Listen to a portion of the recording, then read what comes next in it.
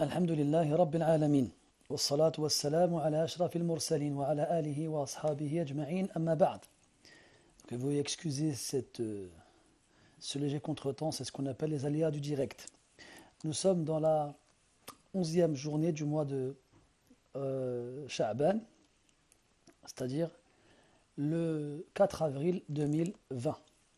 Donc nous reprenons là où nous nous sommes arrêtés pour notre lecture de ce livre qui doit remonter le moral et rassurer les parents qui ont perdu des enfants. Vous savez, depuis le début de cette épidémie, j'ai appris la mort de plusieurs personnes dans, comment on pourrait dire ça, dans la proximité du quartier. Moi, je suis à la base d'Aulnay-sous-Bois et j'ai grandi dans un quartier qui s'appelle les 3000. Et donc là-bas, on se connaît bien depuis longtemps, on connaît un peu tout le monde. Et on a appris la mort de beaucoup de personnes, notamment des papas et des mamans qui nous ont vu grandir et nous qu'on a vu vieillir. Et aujourd'hui, j'ai appris la mort de quelqu'un que j'estimais vraiment beaucoup, que j'admirais même. C'était un homme assez âgé. Il avait 80 ans, rahimahullah ta'ala, Cheikh Ibrahim pour ceux qui le connaissent. C'était une figure vraiment particulière du quartier. C'était un homme grande taille, bien portant, mashallah, il était costaud. Il avait une belle barbe blanche, il avait toujours autour de la tête vous savez, ce voile blanc qu'on met beaucoup au Moyen-Orient. Et il passait son temps à aller à la mosquée, il passait son temps à faire du dhikr. Et il ne parlait que de din. Et j'ai appris sa mort aujourd'hui, rahimahullah ta'ala, et je le connais bien depuis des années, vraiment. Quand je vous dis c'est des années, c'est au moins une trentaine d'années. Et je pense que tous ceux qui sont du coin, d'Aulnay-sous-Bois, les gens de Sevran, les gens de Villepinte, les gens de Blanc-Minil, et qui sont déjà venus aux 3000, qui connaissent un peu les gens là-bas, ils ont sûrement déjà dû le voir. C'était vraiment quelqu'un qu'on considérait comme étant un salih. Et Allah Ta'ala, Oula nous zakkihi ala Allah. C'est-à-dire, nous, on ne va pas le vanter devant Allah subhanahu wa ta'ala, mais en tout cas, de ce qu'il montrait, on le considérait comme un salih, vraiment comme quelqu'un de pieux. Moi, je le connaissais vraiment directement, j'ai déjà très souvent parlé avec lui. Et c'est quelqu'un, il nous disait, pendant des années, il a parlé de dunya. Et il voulait consacrer les dernières années de sa vie à ne parler que de din. Il ne voulait pas parler de dunya, il parlait que de din. Il passait son temps à faire du dhikr. Et très souvent, il me contactait pour savoir si certaines formules de dhikr étaient authentiques ou non. Très souvent. Et je lui avais envoyé le sharh d'un cheikh qui s'appelle Salih al-Usaymi, hafidahullah ta'ala, sur un livre qui traite des adhkar qu'on fait le soir et le matin. Et je lui disais que ce cheikh et d'autres chouyours comme Ibn Hajar ou bien encore Al-Nawawi et d'autres rahmatullahi alayhim, il disait que même si l'invocation qui provient d'un texte faible, du moins qui provient d'un texte qui serait faible, il n'y a pas de mal à le dire, c'est toujours du bien tant que le contenu de l'invocation, bien entendu, est correct. Et toujours il était vraiment soucieux de passer son temps à évoquer Allah subhanahu wa ta'ala. Il avait même un trajet, il connaissait la distance. Il connaissait la distance et il faisait plusieurs tours du quartier. Et dans chaque tour, il répétait un certain nombre de fois les formules classiques comme Subhanallah, Alhamdulillah, ila akhirih. Et quand j'ai appris qu'il était malade du Covid-19 et qu'il était en réanimation à l'hôpital, je me suis dit, Subhanallah, cet homme-là, ça ne m'étonnerait pas qu'Allah Ta'ala il le reprenne auprès de lui en étant martyr, si bien sûr Allah Ta'ala le veut, parce que nous, on ne sait pas. Et qu'Allah qui sait qui meurt martyr, et même s'il y a des gens qui meurent dans des circonstances qui ont été déterminées comme faisant que ceux qui meurent sont martyrs, nous on ne peut pas l'affirmer. Il n'y a qu'Allah qui sait. Donc nous ce qu'on souhaite c'est qu'il meure martyr et vraiment je demande à Allah Ta'ala qu'il le compte parmi les martyrs parce que c'est vraiment quelqu'un en tout cas depuis mon plus jeune âge, ça fait plus de 30 ans comme je vous l'ai dit, je le voyais marcher, baisser la tête, rester seul, pas parler avec les gens. Quand les gens ils parlaient de choses inintéressantes, il les quittait, il restait seul, il faisait du dhikr. Voilà, c'était vraiment quelqu'un de particulier, rahimahullah, rahimahullah, rahimahullah, qu'Allah lui fasse miséricorde et qu'il fasse miséricorde à tous les morts chez les musulmans et les musulmanes. Voilà, je voulais vous en faire part parce que d'un côté je suis triste, parce que c'est vraiment quelqu'un que j'ai connu et que j'aimais vraiment beaucoup, rahimahullah, c'est vraiment quelqu'un que j'ai aimé en Allah, subhanahu wa ta'ala. C'est pas quelqu'un que j'ai connu pour autre chose que le din. Rien. C'est quelqu'un, je l'ai connu qu'à la mosquée. C'est quelqu'un, je l'ai connu que dans le khair. C'est quelqu'un, je l'ai connu que dans le dhikr et le Coran. J'ai pas de lien de famille avec lui. J'ai pas de lien de parenté avec lui, mais je suis vraiment triste d'un côté qu'il soit mort, rahimahullah ta'ala, mais de l'autre côté, subhanallah, j'ai vraiment de l'optimisme pour qu'Allah ta'ala le compte parmi les martyrs. Et je demande à Allah ta'ala de le compter parmi les martyrs, rahimahullah ta'ala wa ghafara lah. Et subhanallah, il répétait beaucoup aussi. Comme il était âgé, il avait 80 ans, il nous répétait souvent, quand on lui disait, mais comment ça se fait que tu passes ton temps à faire le dhikr, comment ça se fait que tu passes ton temps à la mosquée à lire le Coran et tout ça, et puis lui il nous disait, j'ai 80 ans bientôt, il avait 78 ans à l'époque, il nous disait, j'ai 80 ans bientôt, et là, je la vois la tombe, je la vois arriver, je sens que c'est proche. Et celui qui sent que la mort elle est proche, il n'est pas comme celui qui la voit lointaine. Et il nous répétait ça. Et là aujourd'hui, les gens ils meurent, quel que soit leur âge, quel que soit leur état de santé, et la mort elle est proche. Et en vrai la mort elle a toujours été proche, c'est juste nous qui la voyons loin, alors qu'elle est toujours proche. Ala kulli hal, on espère qu'Allah nous permettra d'être prêts, de se préparer pour ce jour-là, et on espère qu'à notre mort, les gens ils auront un bon souvenir de nous. Et souvenez-vous que nous sommes les témoins d'Allah Ta'ala sur terre. Les gens de qui on dit du bien après leur mort, eh bien le prophète il a dit que le paradis leur est obligatoire. Et il est important de savoir qu'est-ce que nous on va laisser comme souvenir après notre passage sur terre et qu'est-ce que les gens ils diront de nous après notre mort. Taïb, on revient à la lecture du livre. Donc il y a on a vu plusieurs choses hier. Comment justement ces enfants-là qui meurent en bas âge, ils se retrouvent au paradis, leurs âmes sont dans la poitrine d'oiseaux, ils volent où ils veulent, ils s'amusent entre eux, ils sont sous l'ombre du trône d'Allah, ils sont gardés par Ibrahim et son épouse, alayhim as-salam. Et on va continuer avec la lecture du livre, on a quasiment fini, hein, donc on ne va pas trop tarder aujourd'hui, Inch'Allah.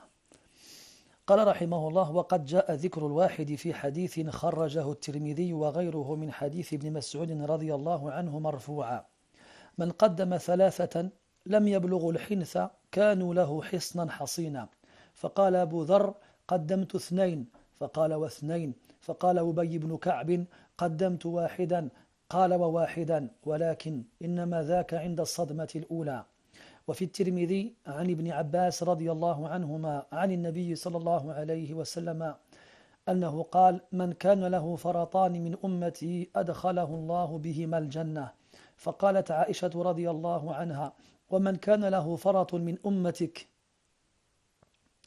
قال ومن كان له فرط من أمتي يا موفقة قالت فمن لم يكن له فرط من أمتك قال فأنا فرط أمتي لن يصابوا بمثلي. Donc on avait vu ensemble que le prophète alayhi salatu wassalam, il avait annoncé à sa communauté, notamment aux femmes en premier lieu, que celles d'entre elles qui perdaient 3 enfants, eh bien ces enfants-là seront pour elles une protection face au châtiment de l'enfer. Et une a demandé, et celle qui a perdu 2 enfants, il a dit, et celle qui a perdu 2 enfants aussi. Et là l'auteur, rahimahullah ta'ala, il a dit que dans certaines traditions, dans certaines narrations prophétiques, il a été rapporté que même celui qui perd seulement un enfant, il est concerné par cette récompense énorme d'être protégé de l'enfer.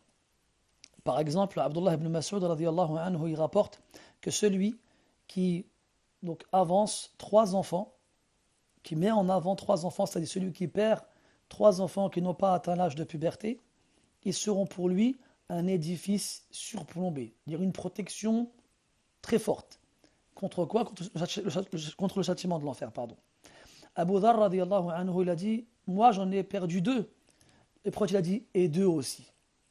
Et là, Ubay ibn Ka'b radiyallahu anhu, il dit, moi j'en ai perdu 1.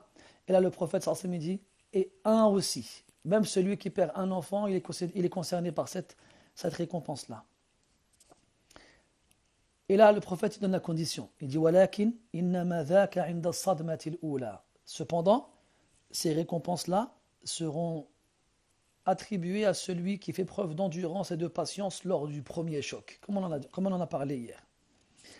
Et dans une version rapportée par At-Tirmidhi d'après Ibn Abbas radiyallahu anhuma, le prophète dit alayhi salatu wassalam, celui qui a deux précurseurs, deux prédécesseurs dans ma communauté, Allah le fera rentrer par eux au paradis. Al-Farat en arabe, c'était celui quand les Arabes ils partaient en voyage, ou bien les nomades qui se déplaçaient, ils se déplaçaient en groupe, ils envoyaient toujours quelqu'un avant eux pour aller chercher un point d'eau afin de pouvoir camper là où l'eau est à proximité.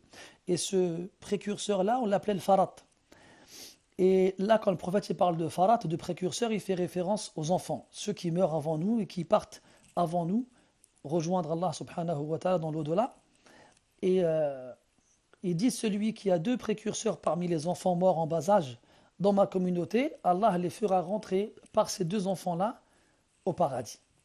Et là, Aïcha radiallahu anha, elle dit, et celui qui n'en a qu'un seul dans ta communauté, le prophète il a répondu sallallahu alayhi wa sallam, et même celui qui n'en a qu'un seul dans ma communauté.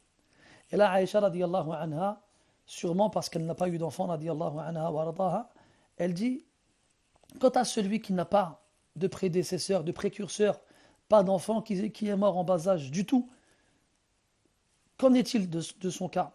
Là, le prophète il répond, c'est moi qui sera son prédécesseur, son précurseur dans ma communauté. Lan yusabu bimithli. Et là, c'est un point qu'il est important de développer. Dans un hadith, le prophète il dit, alayhi salatu wassalam, et là, justement, on en profite pour adresser nos condoléances à toute personne qui a perdu un proche. Et vous savez que quand on parle de condoléances en islam, les condoléances ne se présentent pas seulement aux membres de la famille du défunt. Elles se présentent à toute personne qui est touchée et attristée par la mort de la personne, même si ce n'est pas un membre de sa famille. Donc, toute personne qui a été attristée par la mort de quelqu'un dans la communauté, nous lui présentons nos condoléances, nous lui disons « Ahsanallahu aza'akum, wa 'azzamallahu thawabakum, wa ghafarallahu lana wa limayyitikum » Et ça, c'est la formule que l'on se dit lorsque quelqu'un y meurt. Contrairement à ce que les Maghrébins disent, ils disent bil baraka, ou là je ne sais pas d'où ils ont ramené ça. Mais à la kulli hal, celle qui a été rapportée dans la sunna, c'est celle que je viens de vous dire tout de suite. Et le prophète il dit, lan yusabu bimithli. Ils ne seront jamais touchés par une catastrophe comparable à celle de ma mort. Et dans un hadith, le prophète dit sallallahu alayhi wa sallam, toute personne de ma communauté qui est touchée par la perte d'un proche et qui l'attriste énormément, alors qu'ils se souviennent de ma perte à moi, de ma mort à moi. Parce qu'il n'y a pas une catastrophe plus grave pour les musulmans que la mort du prophète alayhi salatu wassalam. Hassan ibn Thabit radiyallahu anhu, le poète du prophète alayhi salatu wassalam, disait وَمَا فَقَدَ الْمَاضُونَ مِثْلَ مُحَمَّدٍ وَلَا مِثْلُهُ حَتَّى الْقِيَامَةِ يُفْقَدُ وهل عدلت يوما رزية هالك وهل عدلت يوما رزية هالك رزية يوم مات فيه محمد. Il dit radiyallahu anhu, et jamais les prédécesseurs n'ont perdu quelqu'un comme Mohammed, et jamais après lui on ne perdra quelqu'un comme lui. Et est-ce que dans l'histoire de l'humanité, du début à la fin, une catastrophe a égalé un jour la catastrophe du jour où le prophète est mort alayhi salatu wassalam? Donc lorsque l'un d'entre nous est touché par la mort d'un proche, la mort de quelqu'un qu'il affectionnait, qu'il aimait particulièrement, qu'il se rappelle le jour où le prophète il est mort alayhi salatu wassalam, ça sera pour lui un moyen d'oublier un peu la tristesse qui le touche. Parce que normalement, comme on doit aimer le prophète plus que quiconque alayhi salatu wassalam, on doit être triste pour sa mort plus que pour la mort de qui que ce soit d'autre. Et plus encore nous qui n'avons pas eu le privilège de le voir alayhi salatu wassalam. Et d'ailleurs vient témoigner en faveur du texte qu'on vient de lire un autre hadith où le prophète alayhi salatu wassalam, il a dit à la fin d'un sermon qu'il venait de faire à ses compagnons radiyallahu anhum wa yashhadu lahu qawluhu sallallahu alayhi wa sallam fi akhir khutbatin khatabaha. إني فرطكم عفوا على الحوض يشير إلى أنه يتقدمهم ويسبقهم إلى الحوض وينتظرهم عنده. Dans le dernier sermon que le prophète a fait, sallallahu alayhi wa sallam, avant de quitter ce bas monde, à ses compagnons radiyallahu anhum, il leur a dit: c'est moi qui vais vous précéder au bassin. Je vous ai dit que le jour de la résurrection, chaque prophète se verra attribuer un bassin. Et chaque personne qui a suivi ces prophètes-là aura le privilège d'en boire. Et le meilleur et le plus grand de tous les bassins sera celui donné au prophète Mohammed sallallahu alayhi wa sallam. Et l'eau de ce bassin-là provient de l'Kawthar, ce fleuve qu'Allah a offert au prophète qui se trouve au paradis alayhi salatu wassalam. Et comme je vous l'ai dit hier, son eau est plus blanche que le lait et elle est plus sucrée que le miel. Celui qui en boit n'aura plus jamais soif jusqu'à pendant l'éternité. Eh bien le prophète il nous précédera, il nous attendra au bassin. Et il attendra qu'on vienne le voir, alayhi as-salatu was-salam. Donc c'est effectivement notre prédécesseur à toute sa communauté, et en particulier à ceux d'entre nous qui sont morts, qui n'ont pas eu d'enfants, ou bien qui n'ont perdu aucun enfant, qui pourraient les attendre le jour de la résurrection devant les portes du paradis.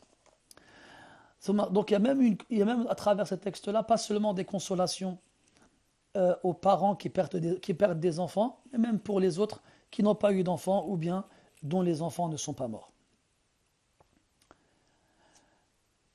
وفي حديث مرسل خرجه ابن أبي الدنيا من مات ولم يقدم فرطا لم يدخل الجنة إلا تصريدا فقيل يا رسول الله وما الفرط قال الولد وولد الولد والأخ يؤاخيه في الله عز وجل فمن لم يكن له فرط فأنا له فرط. وفي حديث عبد الرحمن بن سمرة رضي الله عنه في ذكر المنام الطويل عن النبي صلى الله عليه وسلم قال ورأيت رجلا من أمتي خف ميزانه فجاءته أفراطه الصغار فثقلوا ميزانه.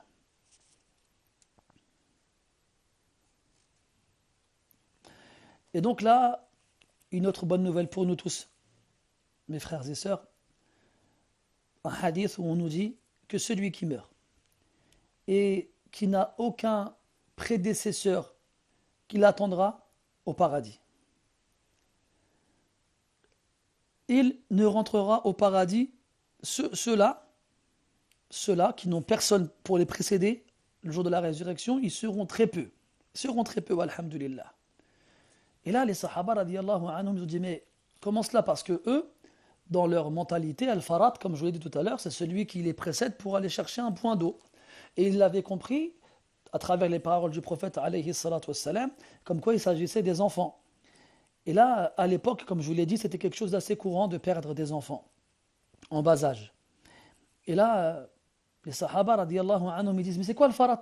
Mais ils savent c'est quoi le farat. Mais là, ils se disent que peut-être que le farat, le prédécesseur, celui qui vient avant, qui part en avance pour nous attendre plus tard, plus loin, ils se sont dit que peut-être le prophète il lui donnait un autre sens. Alors là, il leur a répondu al-walad, l'enfant. Donc c'est ce qu'on a vu jusqu'à présent. Wa waladul walad, et le petit-fils, ou le petit enfant si vous voulez, le fils de l'enfant de l'enfant. L'enfant de l'enfant, que ce soit un garçon ou une fille, que ce soit l'enfant du fils ou de la fille. Le petit-fils ou la petite-fille si vous voulez. Wal akh yu'akhihi fillah azza wa jal. Le frère que l'on prend en Allah subhanahu wa ta'ala. Comme je vous l'ai dit tout à l'heure, dans le hadith qui nous parle des 7 catégories de personnes qui seront sous l'ombre du trône d'Allah le jour où il n'y aura d'ombre que la sienne, 2 hommes qui se sont aimés en Allah, ils se sont retrouvés pour lui et séparés pour lui. Et parmi justement l'essence de la séparation, la mort. Parce que la seule chose qui sépare des musulmans, c'est la mort. Lorsque, bien entendu, ils restent sur l'islam. Donc il y a des gens, comme je vous l'ai dit tout à l'heure, on ne les a pas côtoyés parce qu'ils étaient réputés, parce qu'ils avaient de l'argent, parce qu'ils avaient une notoriété, parce qu'ils pouvaient nous trouver un travail et nous donner de ou autre. Non. La seule chose qui nous a fait les côtoyer, c'est Allah subhanahu wa ta'ala. Donc le frère que l'on prend en Allah ou la sœur que l'on prend en Allah subhanahu wa ta'ala, si jamais il meurt avant nous, eh bien il sera ce fameux prédécesseur qui nous attendra devant la porte du paradis. Puis à la fin il dit, et celui qui n'a personne pour le précéder alors ce sera moi qui le précédera. Et dans le hadith de Abdurrahman ibn Samurah, il y a un hadith, une narration prophétique où le prophète il raconte un long rêve qu'il a fait, alayhi salatu wassalam, et il dit dans ce rêve-là, j'ai vu un homme dont la balance sera légère. Vous savez que le jour de la résurrection, Allah tabaraka wa ta'ala, il dressera devant nous une immense balance qui pèsera nos actions. Et Allah dans le Coran, il dit, celui dont les balances sont lourdes, ce sont eux les vainqueurs et les gagnants. Quant à ceux dont les balances seront légères, alors ce seront eux les perdants. Et quand on parle des balances légères, c'est-à-dire le plateau de la balance qui est censé porter les bonnes actions. Donc il y en a des gens qui ont fait peu de bonnes actions, voire pas du tout. Eh bien, lorsqu'on pèsera leurs bonnes actions, eh bien, le plateau de la balance sera léger. Et le plateau, au contraire, qui est réservé aux mauvaises actions, lui, sera alourdi. Et là, le prophète il parle d'un homme qu'il a vu, dont le plateau de la balance réservé aux bonnes actions était léger. C'est-à-dire qu'il n'y avait pas grand-chose dessus.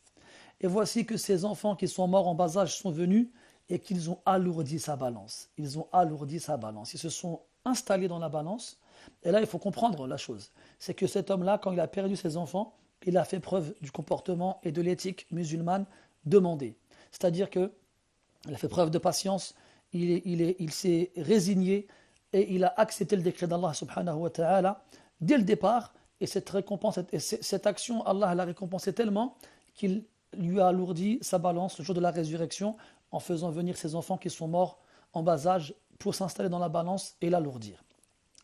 وعن داود ابن أبي هند قال رأيت في المنام كأن القيامة قد قامت وكأن الناس يدعون للحساب فقدمت إلى الميزان فوضعت حسناتي في كفة وسيئاتي في كفة فرجحت السيئات على الحسنات فبين أنا كذلك مغموم إذ أتيت بشيء كالمنديل أو كالخرقة البيضاء فوضعت في حسناتي فقيل لي تدري ما هذا؟ قلت لا سقط كان لك قلت إنه قد كان لي صبية ابنة لي فقيل لي تيك ليست لك لأنك كنت تتمنى موتها.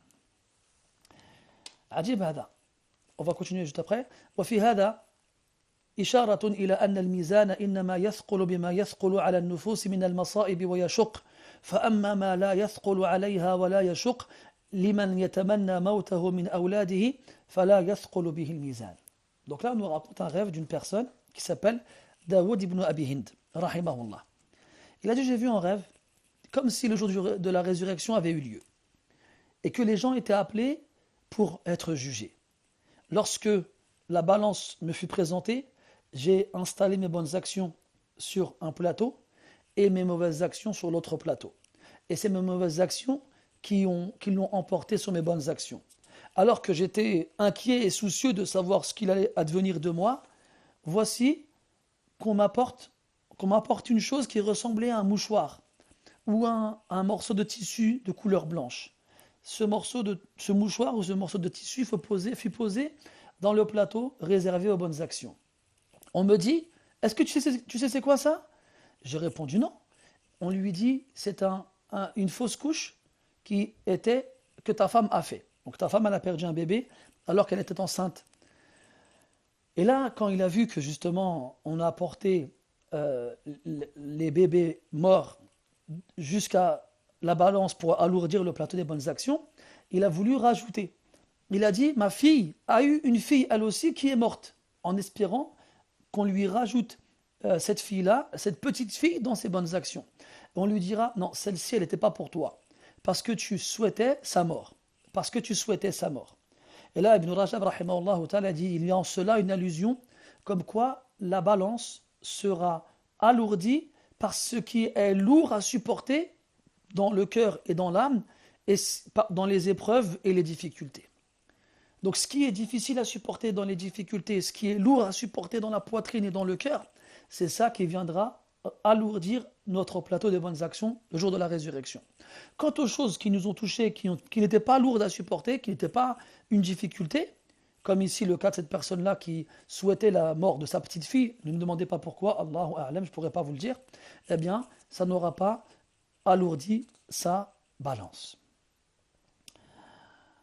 طيب قال ابن الأسلم مات ابن لداود عليه السلام فحزن عليه حزنا شديدا فأوحى الله ماذا كنت مفتديه أو ماذا كنت مفتديه قال بطلاع الأرض ذهبا قال فأوحى الله إليه إن لك عندي من الأجر بحساب ذلك وفي رواية قال يا داود ما كان يعدل هذا الولد عندك قال كان يعدل عندي ملء الأرض ذهبا قال فلك يوم القيامة عندي ملء الأرض ثوابا سبحان من لا يحصي العباد نعمه وربما كانت نعمه فيما يسوء أكثر من نعمه فيما يسر.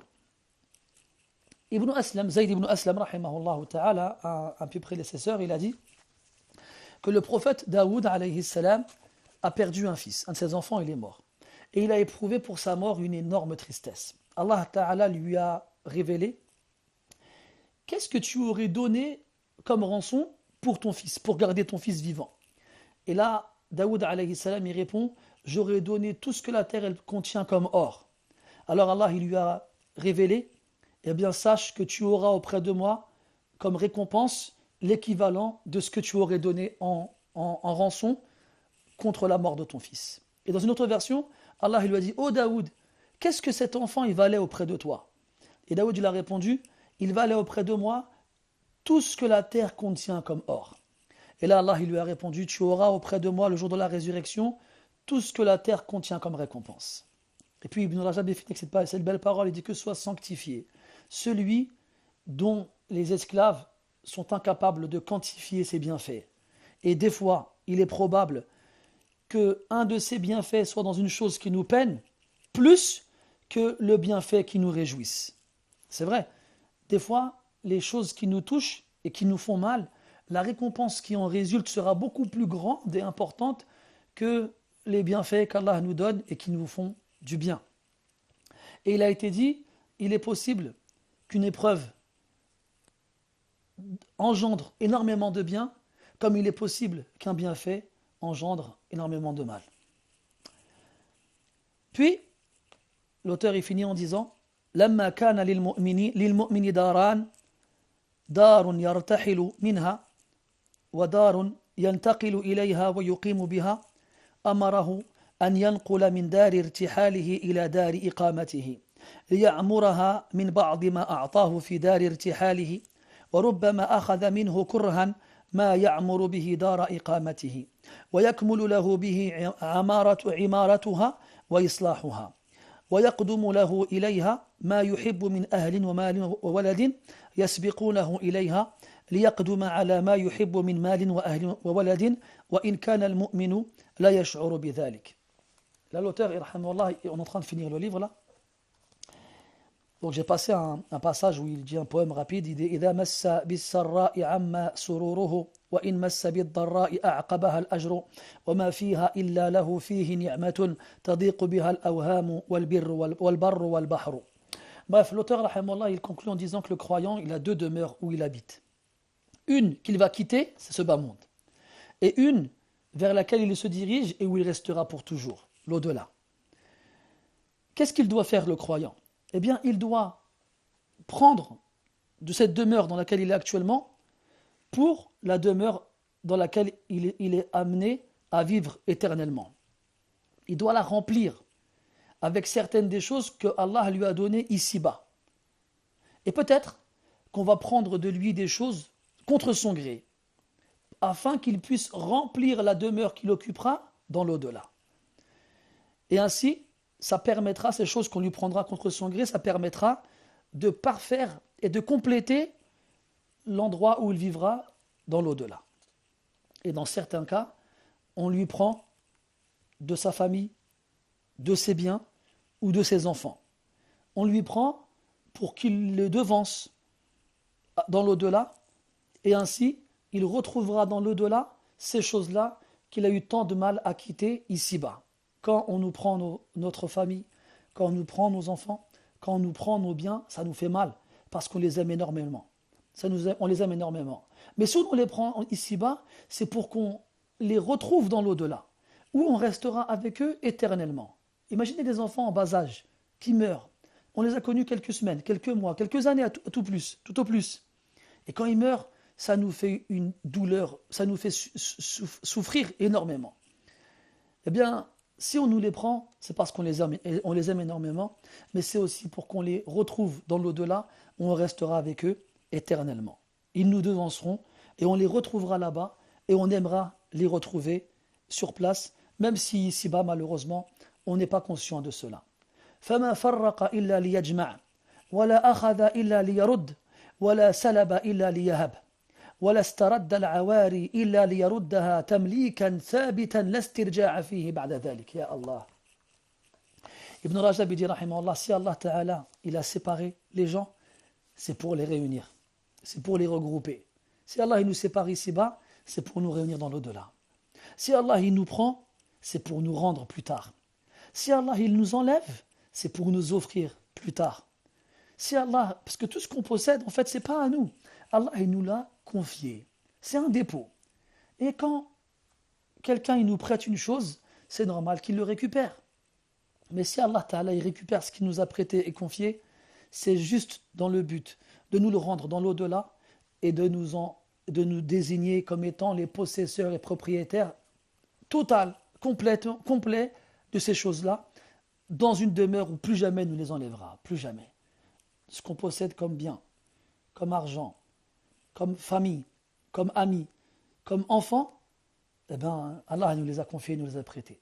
Vous avez vu, quand quelqu'un meurt, on dit Inna lillahi wa inna ilayhi raji'un. Nous appartenons à Allah et c'est certes à lui que nous revenons.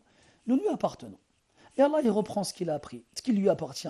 Quand un des enfants d'une des filles du prophète est mort, il a dit Inna lillahi ma akhadh wa lahu ma a'ta. Ce que Allah il a pris était à lui. Et ce qu'il donne est à lui aussi. Mais comme il nous reprend ici-bas des choses qu'il nous a confiées, il nous les rendra au jour de la résurrection pour qu'on les garde totalement sans jamais nous les reprendre. وفي مراسيل الحسن أن النبي صلى الله عليه وسلم سمع رجلا يقول لأن أموت قبل أخي أحب إلي فقال لأن يكون لك أحب إليك من أن تكون له أو لأن يكون لك أحب إليك من أن تكون له. Le prophète a entendu un homme dire « Je préfère mourir avant mon frère ». Le prophète il a dit qu'il soit pour toi est meilleur que toi tu sois pour lui. C'est-à-dire que le fait qu'il meure avant toi et que tu patientes face à sa mort, c'est meilleur que toi tu meurs avant lui et que lui il patiente face à ta mort.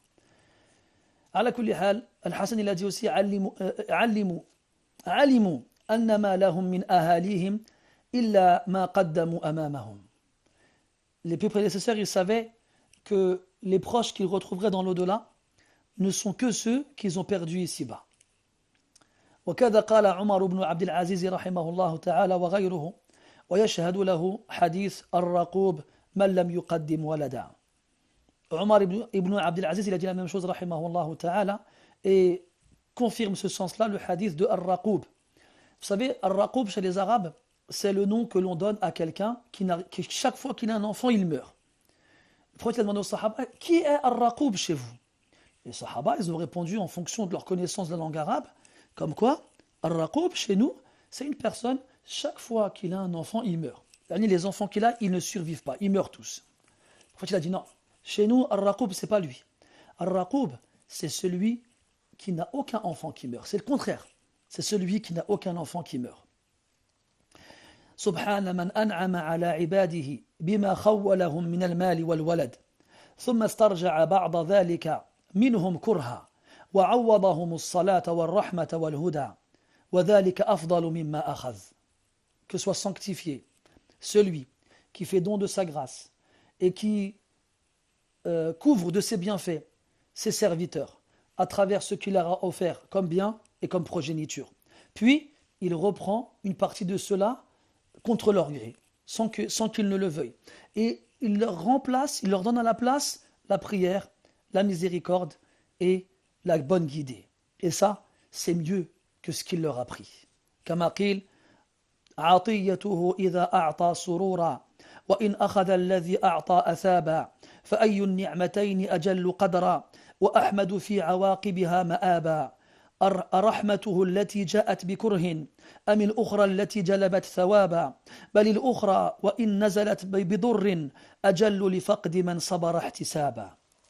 Donc ça c'est un joli poème qui reprend ce qu'on vient de dire, comme quoi le don d'Allah Ta'ala, lorsqu'il l'offre à qui il veut, il provoque joie et bonheur. Et lorsqu'il reprend, au contraire, il donne à la place de la récompense. Lequel de ces deux bienfaits a le plus de valeur? Et celui dont les finalités seront meilleures. Est-ce sa miséricorde qui vient contre notre gré, ou bien l'autre qui engendre récompense? Au contraire, c'est l'autre, même si lorsqu'elle vient, elle fait mal, elle a plus de valeur pour celui qui a perdu quelqu'un et qui fait preuve de patience et qui compte sur la récompense. آخره والحمد لله وحده وصلى الله على سيدنا محمد وآله وصحبه وسلم تسليما كثيرا تم. Voilà, c'est la fin du livre. Walhamdulillah, on remercie Allah de nous avoir permis d'arriver à la conclusion de ce livre-là. J'espère qu'Allah Ta'ala en fera une consolation et permettra de remonter le moral aux personnes parmi nous qui perdent des proches en ces temps difficiles ainsi qu'en temps normal, ceux parmi vous qui ont perdu des enfants, ceux parmi nous qui perdront des enfants parce que c'est des choses qui arriveront forcément. Eh bien, j'espère que cette lecture-là leur sera profitable et bénéfique. Et voilà pour la lecture. Tout à l'heure, j'ai envoyé un message dans lequel je vous donnais le programme des interventions pendant le confinement. Donc mercredi, jeudi et vendredi soir à 18h45, on fera de la lecture et on commentera cette lecture-là. On va essayer de rester dans le sujet de la mort, de la maladie, comme on a commencé depuis le début. Vendredi à 13h, le sermon, ce qui fera office de sermon à la place du sermon du vendredi, bien entendu. Et dimanche, j'ai décidé d'ouvrir une séance dans laquelle je répondrai aux questions de certains d'entre vous parce que j'en reçois beaucoup, j'en reçois énormément et je ne peux pas répondre à toutes les questions, surtout à l'écrit, ça prend beaucoup de temps, c'est difficile. Et donc, qu'est-ce que je vais faire? Je vais sélectionner certaines questions et tous les dimanches, Inch'Allah, à 18h45, pareil, je vais lire certaines questions et je vais, Inch'Allah Ta'ala, apporter les réponses. Et donc, pour ceux qui veulent poser des questions, tout simplement, ils m'envoient le message en privé, c'est facile, j'ai ouvert le message privé, donc tout le monde peut le faire. Envoyez-moi vos questions, je vais les sélectionner et je vais y répondre, Inch'Allah Ta'ala, pendant à peu près une demi-heure, demain, les dimanches soirs à 18h45. Barakallahu fikum, subhanakallahumma wa bihamdik, ashhadu an la ilaha illa ant, nastaghfiruka wa natubu ilayk, wa sallallahu ala nabiyyina Muhammadin wa ala alihi wa ashabihi ajma'in, walhamdulillahi rabbil alamin, wa barakallahu fikum, wassalamu alaykum wa rahmatullahi wa barakatuh.